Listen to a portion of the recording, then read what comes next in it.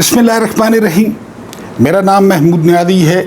अस्सलाम वालेकुम वरहमतुल्लाहि वबरकातुहू। आप जानते हैं कि आज 17 अगस्त है और 17 अगस्त पाकिस्तान की तारीख़ का बड़ा इम्पोर्टेंट दिन है। आगे चलकर इस पे इंशाल्लाह बात करेंगे। और दिन है इतवार का। कुछ आपके सामने ताज़ा तरीन ख़बरें और नया वीलॉग। सबसे पहली खबर वही है, यानी जो KPK में तबाही आई है।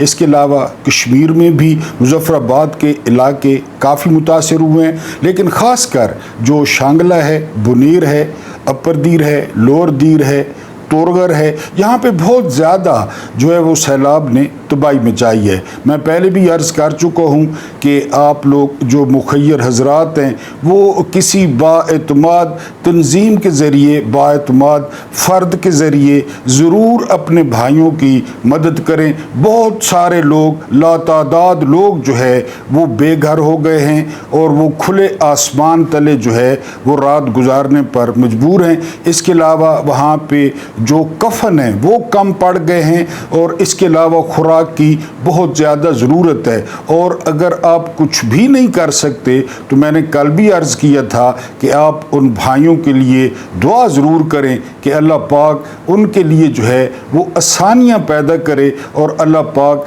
ऐसी कुदरती आफात से जो है वो पाकिस्तानियों को महफूज रखे। बहरहाल जो वज़ीर ख़जाना हैं मुज़म्मिल असलम साहब काफ़ी नीट एंड क्लीन बंदे हैं। उन्होंने कहा है कि इस पर सियासत नहीं की जाएगी और तमाम लोगों को घर बनाकर जो है वो दिए जाएंगे।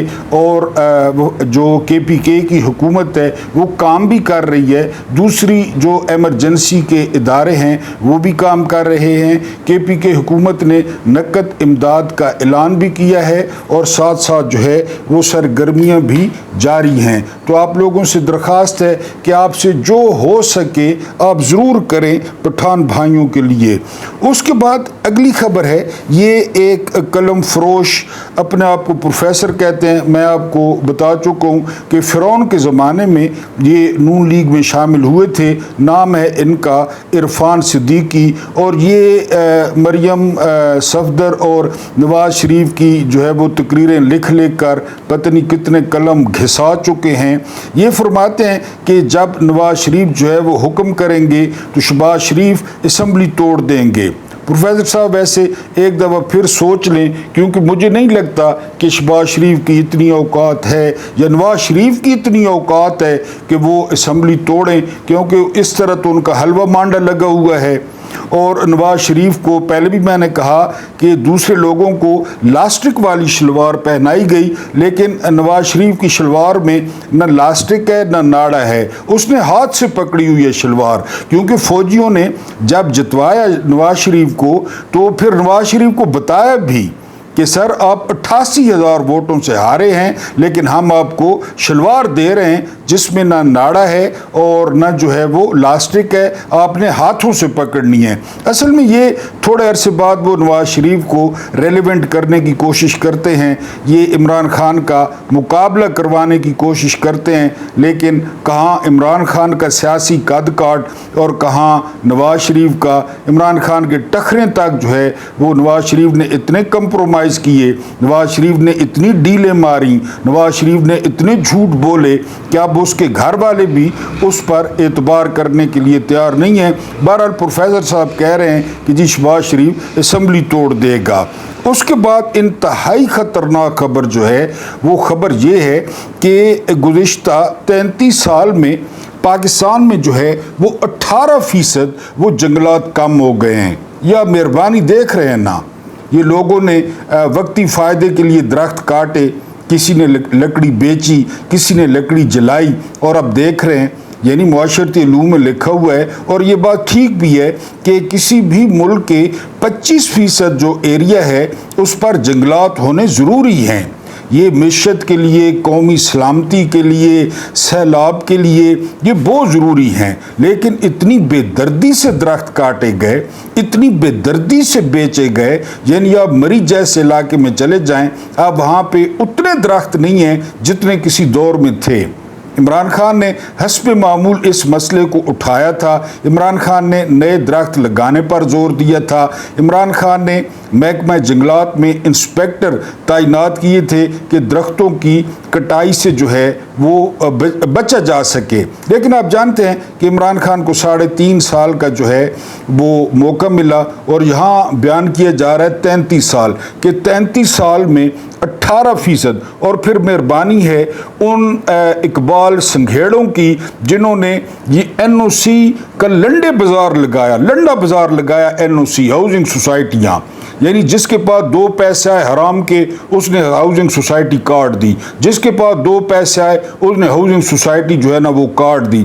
اتنی ہاؤسنگ سوسائٹیاں پاکستان میں، مجھے نہیں لگتا کسی ترقی یافتہ ملک میں اتنی ہاؤسنگ سوسائٹیاں ہوں گی جتنی پاکستان میں۔ آم کے باغات کاٹ دیے گئے، کنوؤں کے باغات کاٹ دیے گئے، اور وہاں پہ کنکریٹ کا، سریے کا اور سیمنٹ کے جنگل کھڑے کر دیے گئے، تو اس کا رزلٹ جو ہے وہ آپ دیکھ رہے ہیں۔ اگر آپ KPK میں جائیں تو یقین کریں کہ دریاؤں کے اندر جو ہے وہ ہوٹل بنے ہوئے ہیں کہ یہاں سے لوگ نظارے کریں گے، اور وہاں پہ ڈھابے بنے ہوئے ہیں، انہوں نے دریا کا رستہ تنگ کر دیا ہے۔ اور پھر اب نیا جو ٹرینڈ آیا ہے کہ پانی اپنے ساتھ اتنے بڑے بڑے پتھر لاتا ہے، اتنے بڑے بڑے پتھر لاتا ہے، یہ جس کمرے میں میں بیٹھا ہوں اتنے بڑے، یعنی آپ کو یقین ہی نہیں آئے گا۔ میں نے اپنی آنکھوں سے دیکھا ہے کہ یہ پتھر پانی کس طرح لے آیا ہے۔ پھر وہ پتھر آتا ہے، اس کے سامنے پلازا ہو، اس کے سامنے ہوٹل ہو، اس کے سامنے ڈھاب ہو۔ بہرحال مین جو مدعا آپ کو سمجھانا ہے کہ پاکستان میں 18% جنگلات کم ہو گئے ہیں، آبادی بھی بڑھ رہی ہے، ہاؤسنگ سوسائٹیاں ہو گئیاں، لکڑی چوری کرنا، درخت چوری کرنا، یہ بہرحال سرکار نے اعداد و شمار جاری کیے ہیں۔ اس کے بعد ماہرین کہہ رہے ہیں یہ KPK کی جو اب تباہی کے مناظر ہیں نا، یہ 2005 کے زلزلے میں دیکھے گئے تھے۔ یعنی میں نے آپ کو بتایا نا کہ قبریں کھودنے والے کم پڑ گئے، کفن کم پڑ گئے، اور جنازے پڑھانے والے کم پڑ گئے، میتوں کو اٹھانے والے کم پڑ گئے۔ یہ اعلان ہو رہے ہیں کہ جی آ کر کندھا دیں۔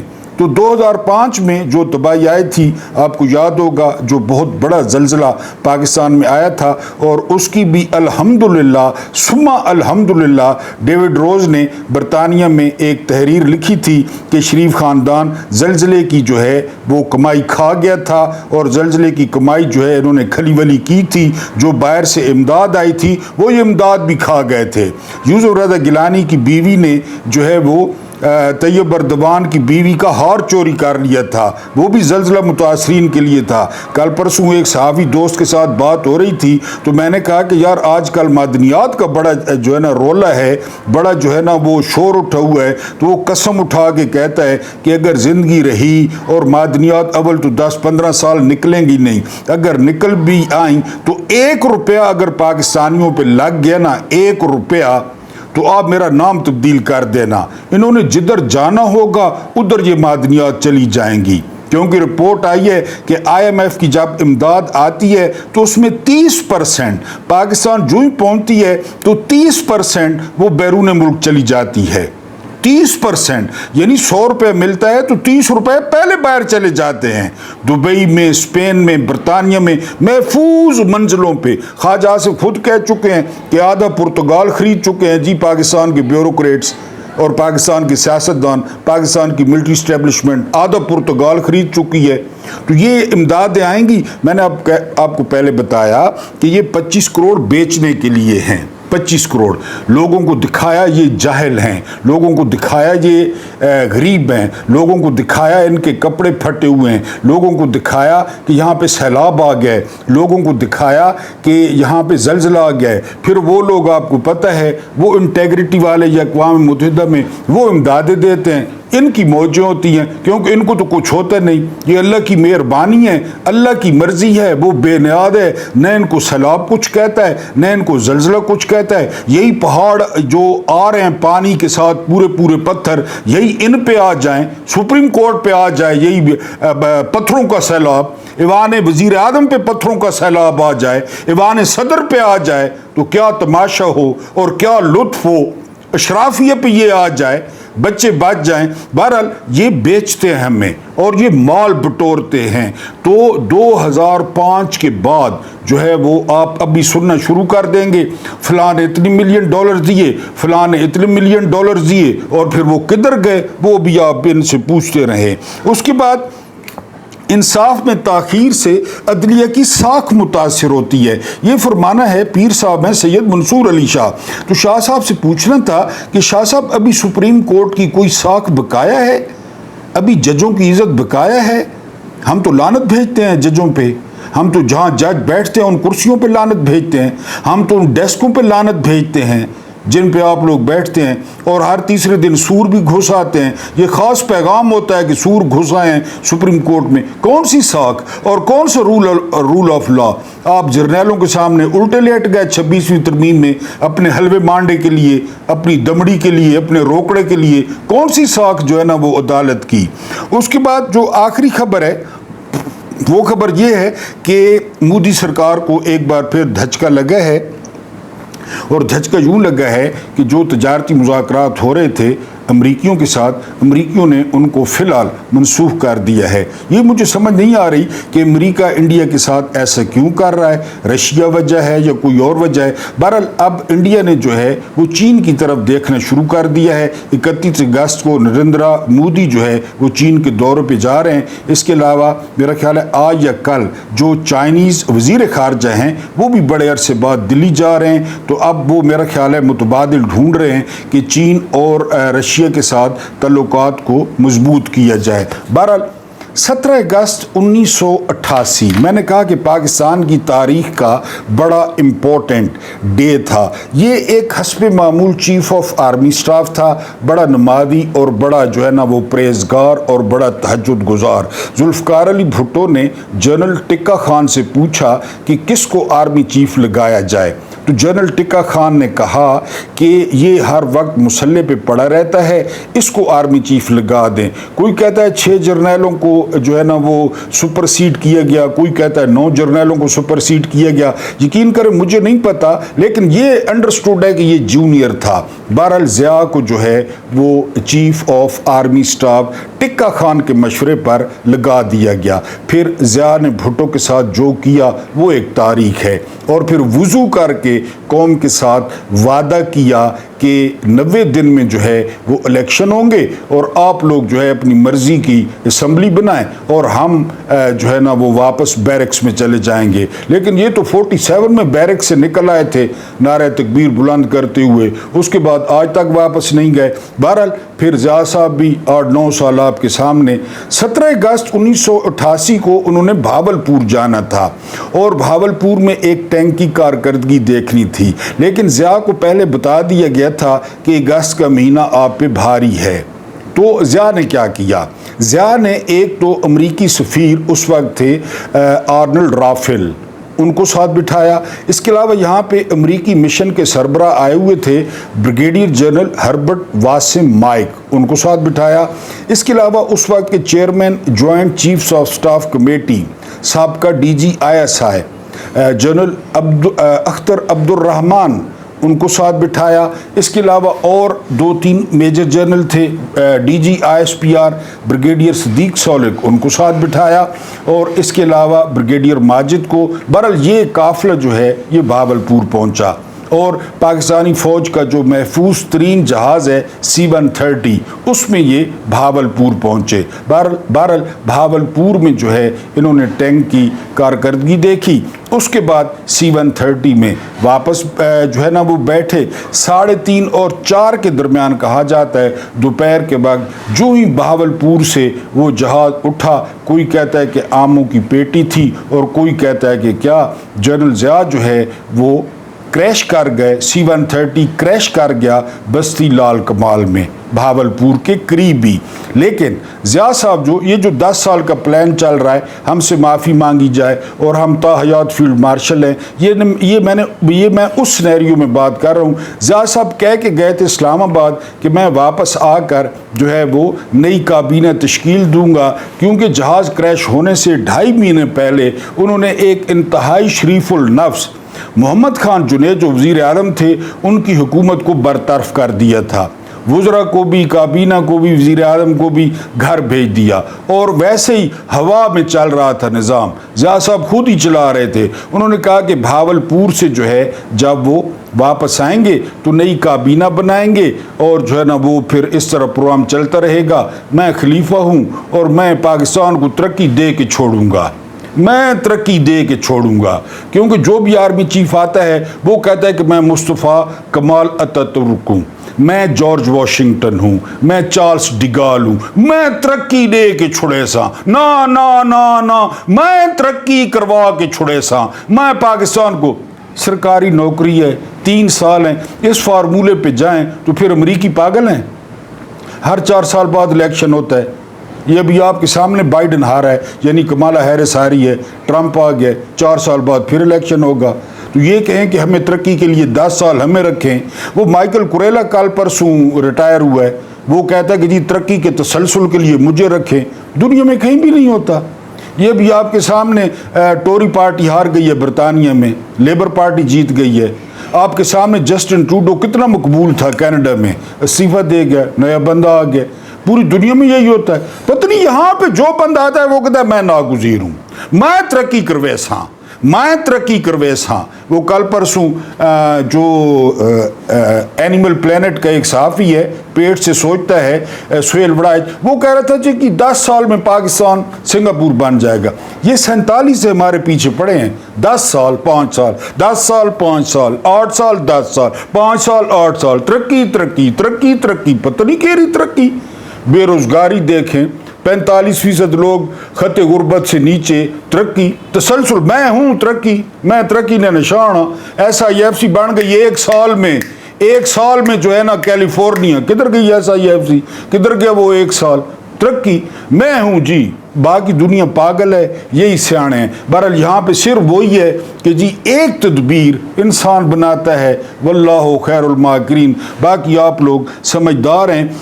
عمران خان معافی مانگے، یہ اینیمل پلانٹ کا ایک ٹٹ پونجیا ہے، ایک فوجی ٹٹ پونجیا ہے، اس نے کالم لکھا کہ جی جنہوں نے معافی مانگ لی وہ تو فرشتے ہیں، نواز شریف فرشتہ ہے، زرداری فرشتہ ہے، اس کے علاوہ مکھی منتری فرشتی ہے، اور اس کے علاوہ جو ہے نا شہباز شریف فرشتہ ہے، شہری رحمان، باقی جتنا یہ کوڑ کباب ہے یہ سارا جڑا ہے نا جی یہ فرشتہ ہے، اور عمران خان ابلیس ہے۔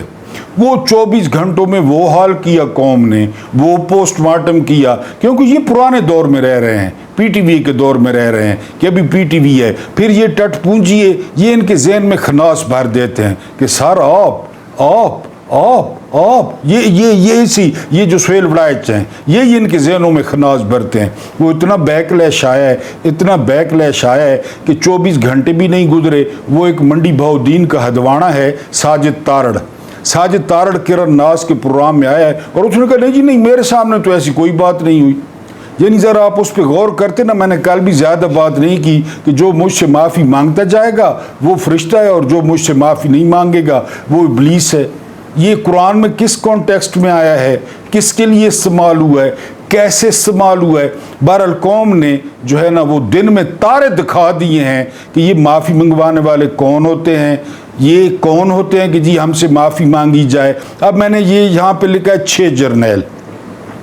نمبر 1 لانتی خبیث Yahya Khan, number 2 chief of general staff CGS Abdul Hamid Khan, commander eastern command AA کے نیازی امیر عبداللہ خان نیازی، اس کے علاوہ جو ہے نا وہ میجر جنرل غلام عمر، اس کے علاوہ میجر جنرل گل حسن، بعد میں چیف بھی بنے، اس کے علاوہ میجر جنرل مٹھا خان۔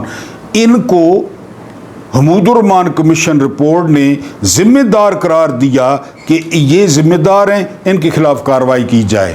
کوئی کارروائی نہیں ہوئی، کوئی معافی کسی نے نہیں مانگی کہ ہم نے قائد اعظم کے پاکستان کا قتل کر دیا، ہم نے 8واں عجوبہ، یعنی دنیا اسے 8واں عجوبہ کہتی تھی کہ ایسا ملک آزاد ہوا ہے جن کے درمیان میں 1000 میل کا فاصلہ ہے، 1000 میل کا، ایسا خوبصورت کمبینیشن قائد اعظم اور بنگالیوں نے، شیر بنگال فضل حق وغیرہ نے بنا کر دیا. اور یہ یاد رکھیں کہ 1906 میں آل انڈیا مسلم لیگ ڈھاکہ میں بنی تھی. ڈھاکہ میں نواب سلیم اللہ خان، نواب وقار الملک، نواب محسن الملک، یہ ان کے گھروں میں 1906 میں مسلم لیگ بنی تھی. ڈھاکہ میں، یہ جو آپ ٹھیکیدار بن بیٹھے ہیں. مغربی پاکستان سے مشرقی پاکستان کی آبادی زیادہ تھی. مشرقی پاکستان کا کوئی چیف نہیں بنا تھا، ان کے فوج میں حصہ نہ ہونے کے برابر تھا.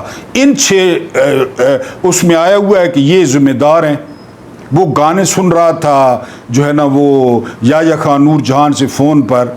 اور دوسرا جو ہے نا ایک کتاب میں لکھا ہوا ہے کہ مکمل ایک کمپلیٹ چکلا، ایک مکمل بروتھل کی شکل اختیار کر گیا تھا ایوان صدر.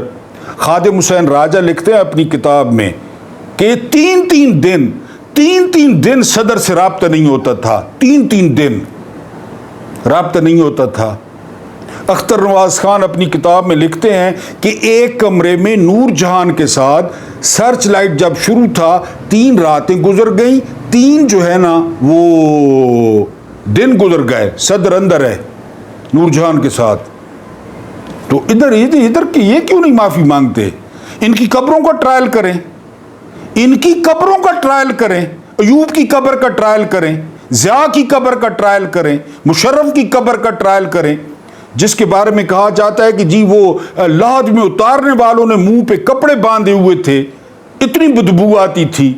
اور چہرہ ایسا ہو گیا تھا جس طرح وہ میں نے آپ کو سلمان بن عبد الملک کا بتایا کہ سب سے خوبصورت اموی خلیفہ تھا، بادشاہ تھا سلمان بن عبد الملک، لیکن دفنانے سے پہلے وہ توے کی طرح اس کا چہرہ ہو گیا. اور عمر بن عبدالعزیز نے جلدی دفن کروایا. کہتے ہیں مشرف کی وہ بوتلیں ڈال کے پرفیوم کی، یہ سبق ہے جو موجودہ ہیں، پرفیوم کی بوتلیں ڈالی گئیں لیکن بدبو سے کھڑا نہیں ہوا جاتا تھا جنازے سے. وہ پڑھنے والوں نے منٹ مارا کہ سٹو جا رہے تو پتہ نہیں کہ بلا ہے.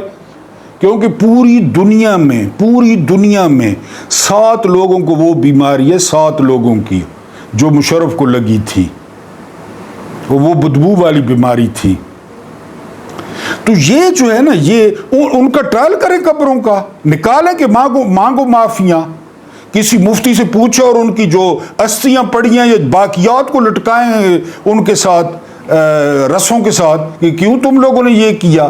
بہرحال وہ ان سے ذرا معافی منگوا لیں کہ جی انہوں نے غلام عمر کو پیسے دیے تھے یحییٰ خان نے کہ بانٹو، مشرقی پاکستان کی باشانی گروپ میں بانٹو اور مسلم لیگ میں بانٹو. کیونکہ مسلم لیگ پہلے دن سے آپ کو پتہ ہے، ابھی دیکھ لیں جتنی مسلم لیگیں ہیں.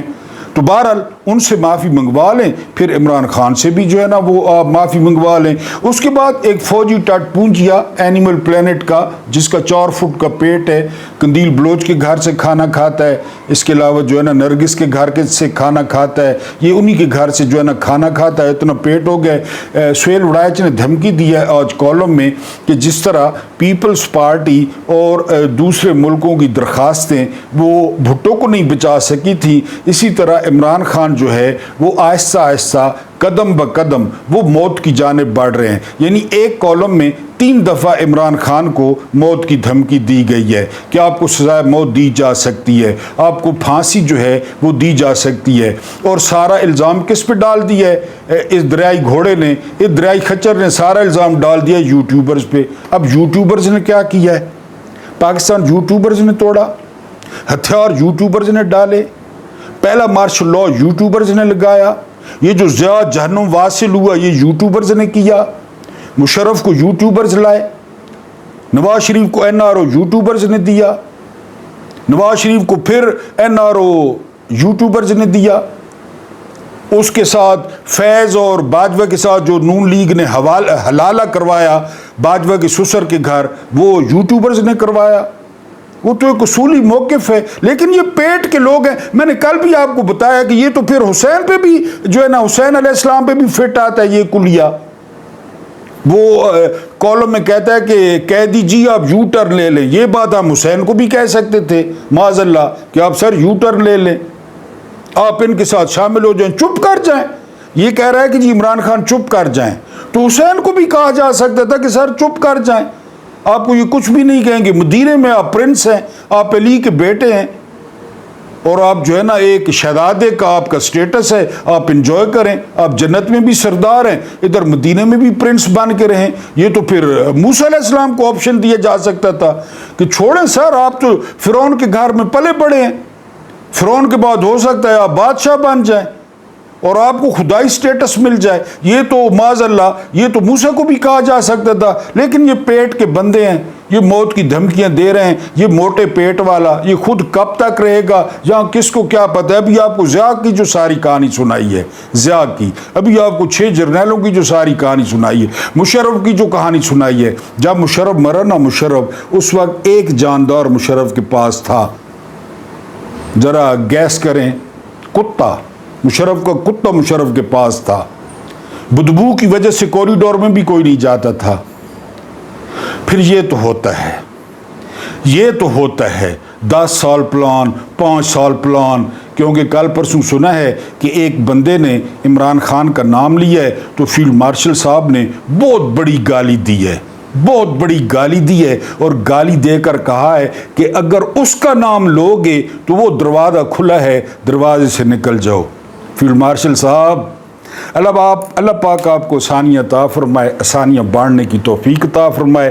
میرا رب کریم آپ کے اور میرے مرحومین کی مغفرت فرمائے، ان کے ساتھ عدل کا نہیں رحم کا اور احسان کا معاملہ فرمائے۔ مجھے برداشت کرنے کا بہت بہت شکریہ۔